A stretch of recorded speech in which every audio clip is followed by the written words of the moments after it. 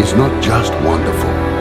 Indonesia is a wonderland. Kota baru gunungnya Bamega, Bamega Bamanapur di Samangkara, Bamanapur di Samangkara.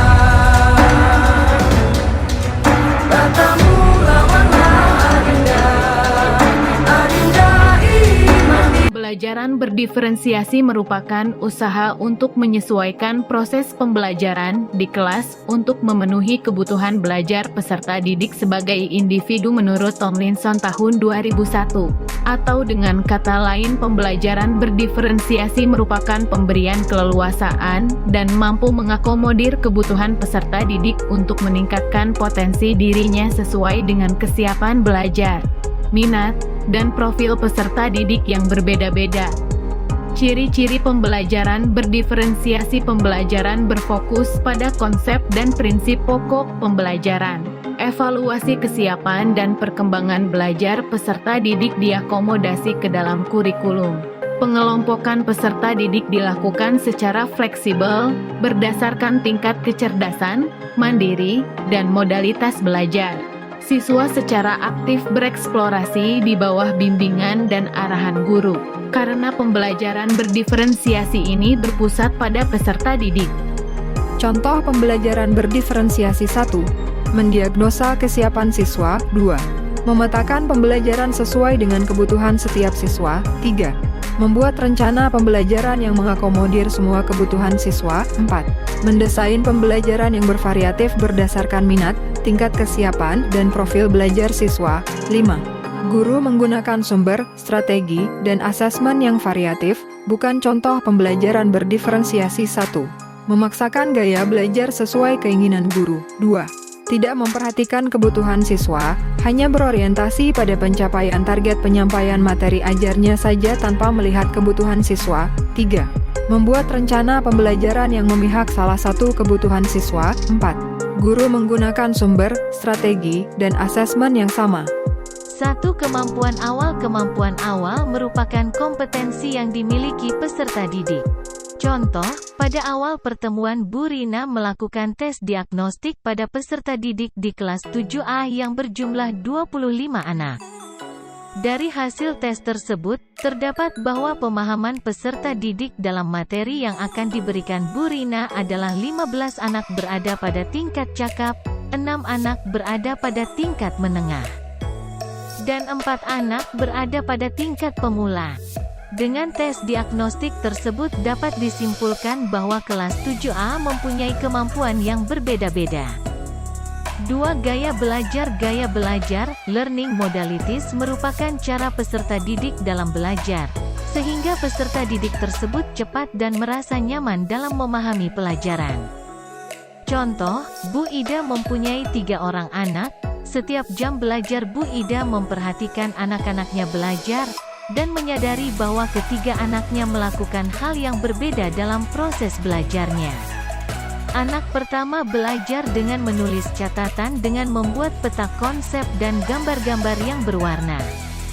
Anak kedua selalu belajar dengan mendengarkan materi dalam video atau YouTube, dan anak terakhir belajar dengan bergerak-gerak. Dapat disimpulkan bahwa ketiga anak Bu Ida memiliki gaya belajar yang berbeda-beda, yaitu auditory, visual, dan kinestetik.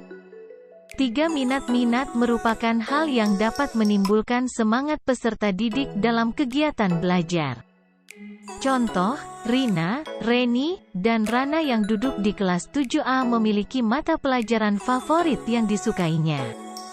Rina menyukai pelajaran IPA, Reni menyukai pelajaran prakarya, dan Rana sangat menyukai pelajaran matematika. Mereka akan sangat bersemangat belajar mata pelajaran yang disukainya. Dari hal di atas dapat disimpulkan bahwa setiap anak mempunyai minat yang berbeda-beda, seperti minat dalam mata pelajaran. Dari minat tersebut dapat mempengaruhi pembelajaran di kelas. Teori sistem ekologi. Teori ini menjelaskan perkembangan individu dalam interaksinya dengan lingkungan di luar dirinya yang terus-menerus mempengaruhi segala aspek perkembangan. Ada 5 sistem lingkungan yang mempengaruhi, yaitu mikrosistem, mesosistem, ekosistem, makrosistem, dan kronosistem. Contoh kasus teori sistem ekologi. Fani adalah siswi kelas 3 SMP negeri yang berasal dari keluarga biasa saja. Ia adalah anak sematawayang. Ayah dan ibunya berkebangsaan Indonesia, bersuku Jawa dan Sunda. Ini adalah contoh mikrosistem. Sepulang sekolah, Fani membantu orang tuanya untuk mengelola toko sembako di pasar tradisional. Fani bertemu dengan banyak orang di pasar, seperti pembeli sembako langganannya, kuli panggul, dan mitra orang tuanya di pasar.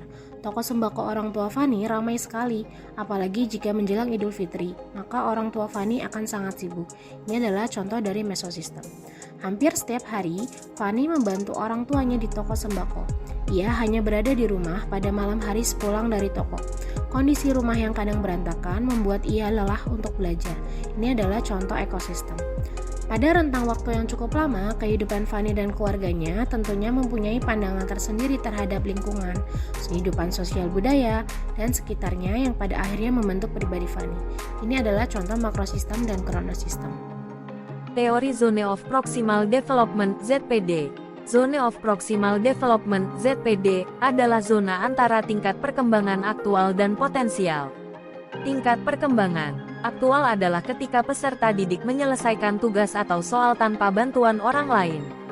Sedangkan tingkat perkembangan potensial adalah ketika peserta didik dapat mencapai kompetensi ketika dibantu oleh orang lain.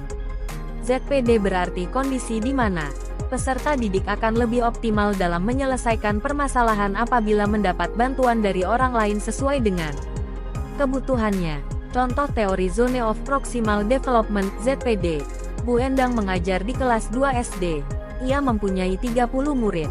2 diantaranya jika belajar tidak mudah cepat untuk menangkap pelajaran, yaitu Anissa dan Iqbal. Anissa lebih suka menyendiri dan tidak mudah untuk bergaul. Sementara Iqbal senang bergerak dan aktivitas fisik, sehingga terkesan mengganggu. Tibalah saatnya belajar matematika. Pada saat belajar, Anissa merasa minder karena merasa tidak bisa mengerjakan. Sementara Iqbal keliling kelas sehingga tidak konsentrasi ketika Bu Endang menjelaskan. Sesekali dipanggil namanya supaya Iqbal sadar bahwa ia sedang belajar di kelas, sehingga Iqbal susah untuk menangkap pelajaran secara klasikal. Oleh karena itu keduanya memerlukan bimbingan tersendiri dari Bu Endang untuk mengerjakan soal. Pada saat murid-murid yang lain mengerjakan tugas, Bu Endang berkeliling kelas untuk memantau. Kemudian Bu Endang akan lebih lama di dekat Anissa dan Iqbal untuk membimbing mereka belajar sesuai dengan kemampuan mereka berdua. Teori Multiple Intelligence atau kecerdasan majemuk. Menurut Howard Gardner, intelijensi adalah kemampuan untuk memecahkan persoalan dan menghasilkan produk dalam suatu setting yang bermacam-macam dan dalam situasi yang nyata. Intelijensi bukan kemampuan untuk menjawab soal-soal tes IQ dalam ruang tertutup dan hanya konsentrasi pada soal itu tanpa ada gangguan dari lingkungan luar. Akan tetapi, kemampuan seseorang untuk memecahkan persoalan nyata dalam berbagai situasi. Ada 8 kecerdasan dalam multiple intelligence. 1. Verbal linguistik dan mengenai kemampuan membaca. 2. Logis matematik mengenai angka. 3. Spasial visual mengenai ruang dan gambar. 4. Kinestetik jasmani mengenai anggota tubuh dan keseimbangan. 5. Musical mengenai musik. 6. Intrapersonal mengenai kemampuan memahami diri sendiri. 7. Interpersonal mengenai kemampuan bermasyarakat dan berinteraksi. 8. Naturalis mengenai alam. Contoh kasus teori multiple intelligence. Afni adalah siswa kelas 1 SMP. Jika ada tugas matematika, maka ia semangat mengerjakannya. Ia mengikuti ekstrakurikuler musik di sekolahnya. Jika ada teman yang kesulitan, ia selalu berusaha membantu dan juga sering menjadi ketua kelompok. Maka tidak heran jika ia memiliki banyak teman. Namun, ia tidak suka pelajaran bahasa Indonesia, apalagi jika harus membuat karangan. Tidak heran jika nilai bahasa Indonesianya masih kurang bagus. Sementara, Nada senang sekali pelajaran bahasa Indonesia, apalagi jika membuat karangan. Ia sering sekali mengikuti lomba mengarang dan memenangkan lomba mengarang tingkat provinsi. Ia memiliki hewan peliharaan di rumahnya, yaitu kucing yang sangat ia sayangi dan rawat sepenuh hati. Selain itu, ia juga suka membantu ibunya untuk merawat tanaman di rumahnya. Learning modalities. Teori learning modalities berkaitan dengan modal yang dimiliki peserta didik dari pengalaman yang dimiliki diantaranya visual, auditory, dan kinestetik. Contoh teori learning modalities. SMP Negeri Mawar 4 ada 32 murid yang memiliki gaya belajar yang berbeda-beda, di mana murid tersebut memiliki gaya belajar visual, auditory, dan kinestetik. Pada saat jam pembelajaran dengan materi pembelajaran garis bilangan yang diterangkan oleh Bulia menerangkan materi dengan metode ceramah tanpa menulis dan tanpa alat peraga atau meragakannya.